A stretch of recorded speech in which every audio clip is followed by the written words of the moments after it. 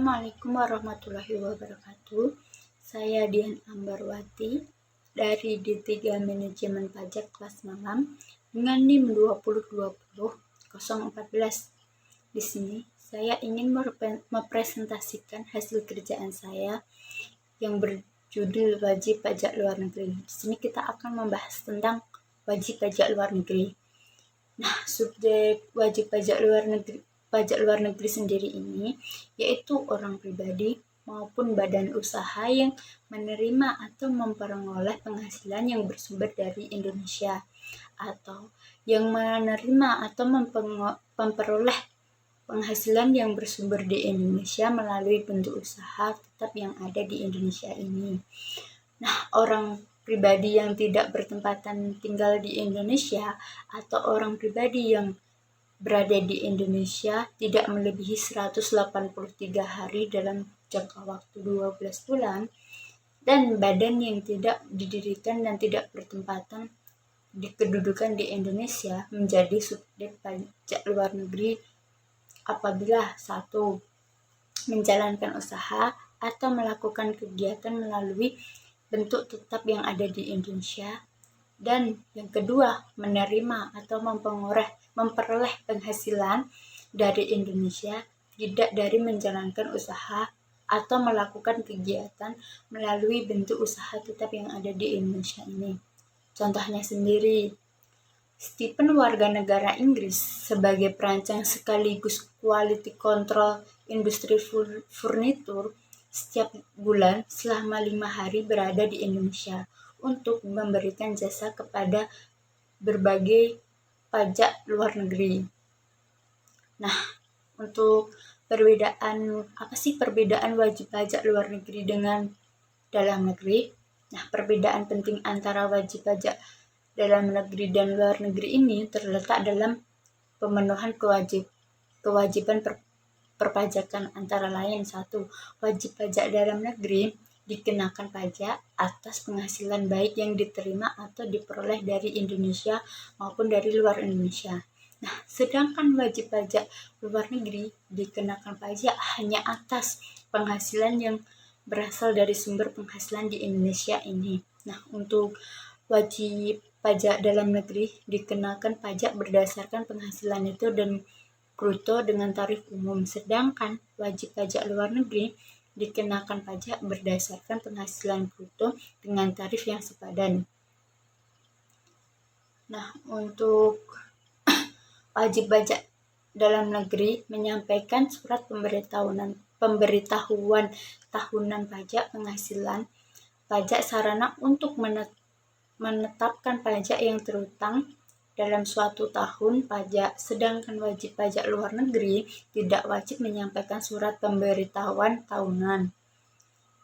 Nah, dasar pengenaan pajak wajib pajak luar negeri dengan Undang-Undang Pajak Penghasilan itu berupa 1. Undang-Undang PPH, kedua, Perjanjian Penghindaran Pajak Berganda.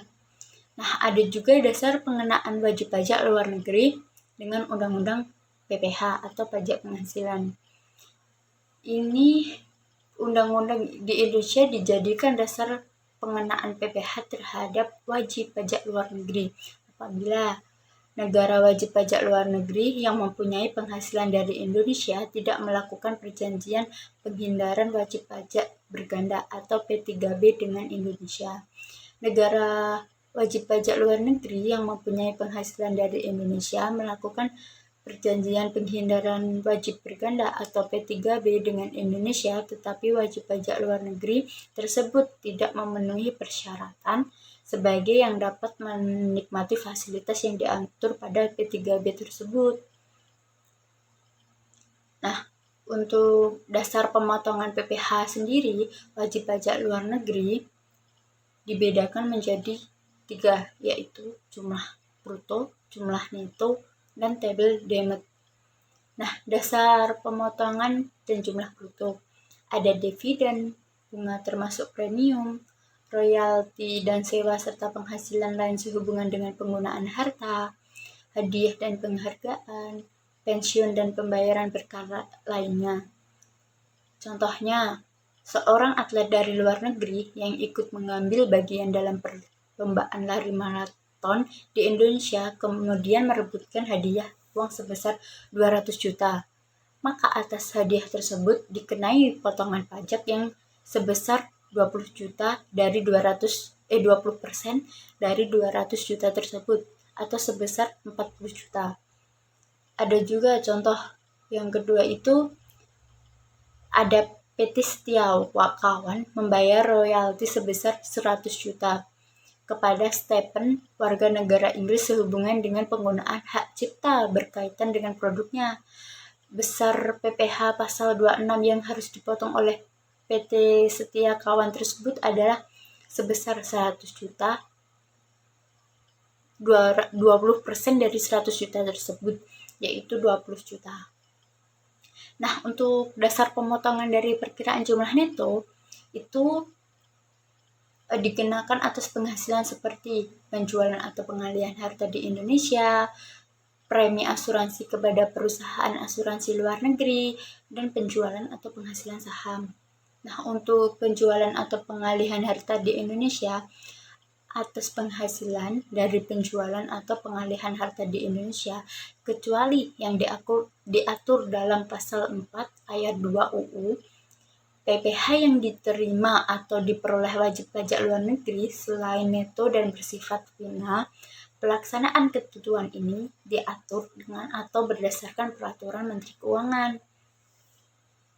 Nah, untuk pengecualian pemotongan PPh pasal 26 atas penjualan atau pengalihan harta dari wajib pajak luar negeri, ini yang menerima atau memperoleh penghasilan dari penjualan atau pengalihan harta yang besarnya tidak melebihi 10 juta untuk setiap jasa transaksinya dikecualikan dari pemotongan pajak penghasilan pasal 26 tadi. Nah, untuk pemotongan PPh pasal 26 itu penjualan atau penghasilan harta dari wajib luar negeri itu penghasilan penjualan atau pengalihan dari Indonesia diterima oleh wajib pajak luar negeri, dipotong pajak penghasilan pasal 26 tadi oleh pembeli yang ditunjukkan sebagai pemotong pajak dan kewajib pajak luar negeri selaku penjual diberikan bukti pemotongan pajak penghasilan pasal 26 tersebut. Terus untuk premi asuransi kepada perusahaan asuransi luar negeri. Nah, ini tuh premi asuransi termasuk premi reasuransi yang dibayarkan kepada perusahaan asuransi luar negeri dipotong 20% dari perkiraan penghasilan neto. Nah, untuk penjualan atau pengalihan saham itu dibedakan oleh siapa yang menjual saham tersebut. Ada penjual atau pengalihan saham wajib pajak dalam negeri. Nah, kalau penjual atau mengalihkan saham wajib pajak luar negeri ini yaitu atas penjualan atau pengalihan saham di Bursa Efek di Indonesia tersebut akan dikenakan PPh sebesar 0,1% dari harga jual.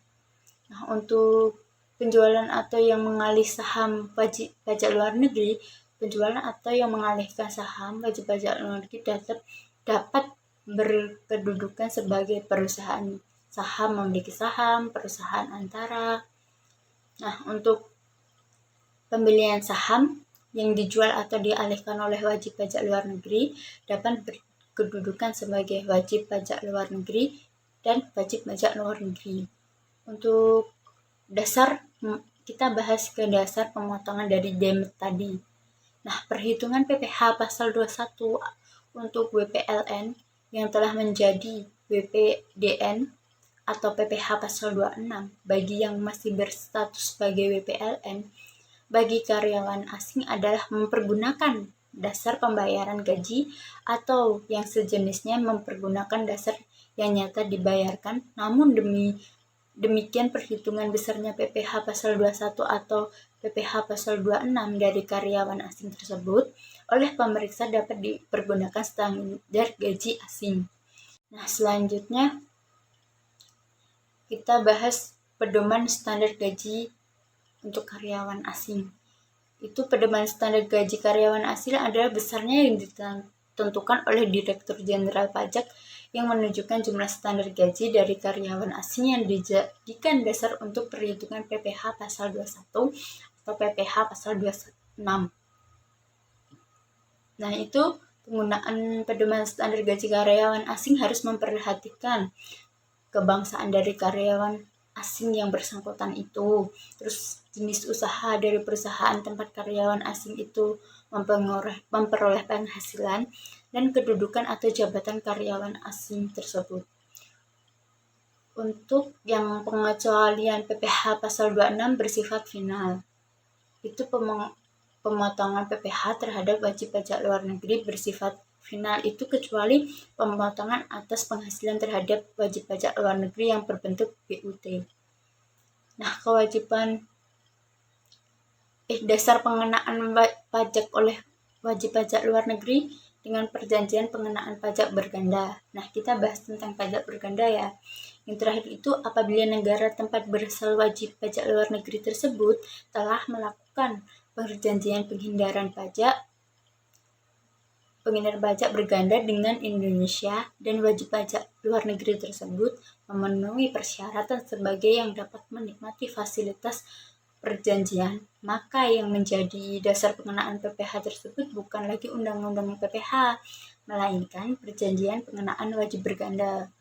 Untuk pemotongan pajak wajib pajak luar negeri tidak dilakukan terhadap wajib pajak luar negeri yang mempunyai penghasilan di Indonesia. Tidak dilakukan pemotongan PPh apabila wajib pajak luar negeri yang bersangkutan hak pemajakan Indonesia berada di Indonesia.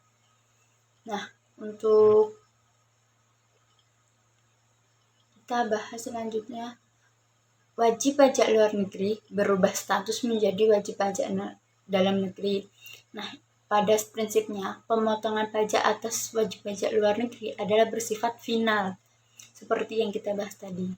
Tetapi atas penghasilan wajib pajak orang pribadi atau badan luar negeri tersebut yang merubah status menjadi wajib pajak dalam negeri atau bentuk usaha tetap, pemotongan pajaknya tidak bersifat final, sehingga potongan pajak tersebut dapat dikreditkan dalam surat pemberitahuan tahunan pajak penghasilan. Nah, berikut penjelasan dari saya. Bila ada kurangnya, saya mohon maaf. Sekian, terima kasih. Wassalamualaikum warahmatullahi wabarakatuh.